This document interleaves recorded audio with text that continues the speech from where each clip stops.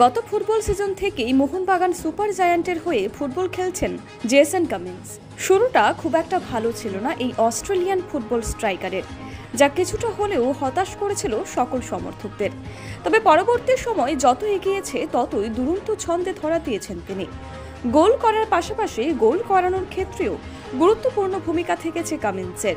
এমনকি গত Indian super লিগের ফাইনালে শক্তিশালী মুম্বাই সিটি এফসির বিপক্ষে তার করা গোলেই এগিয়েছিল মোহনবাগান। চূড়ান্ত সাফল্য না আসলেও তার পারফরম্যান্সে মন জয় করেছিল সকলের। স্বাভাবিকভাবেই এই সিজনেও তাকে দলে রাখার সিদ্ধান্ত নেয় ম্যানেজমেন্ট। চলতি ফুটবল মরশুমের শুরু থেকেই নিজের পুরনো ছন্দের ধরা দেন কামিন্স। সতীর্থ ফুটবলার জেমি ম্যাকলারেনের সঙ্গে কামিন্সের জুটি অনেকটাই শক্তিশালী করে দিয়েছে সবুজ মেরুন শিবিরকে, যার ফলে বহু আগে থেকেই আইএসএল এর লিগ শিল্ড জয়ের অন্যতম দাবিদার হিসেবে উঠে এসেছিল কলকাতা ময়দানের এই প্রধান। শেষ পর্যন্ত লিগের ইতিহাসে সর্বোচ্চ পয়েন্ট নিয়ে এই খেতাব অধিকারী হয় মোহনবাগান। সেই ধারাবাহিকতা বজায় রেখেই এবার ইন্ডিয়ান সুপার লিগের ট্রফি জয়ের হাতছানি তাদের কাছে। চোট আঘাতের সমস্যা দলকে কিছুটা চাপে রাখলেও সেই সব নিয়ে খুব একটা ভাবতে নারাজ বাগান কোচ জোসে মলিনা।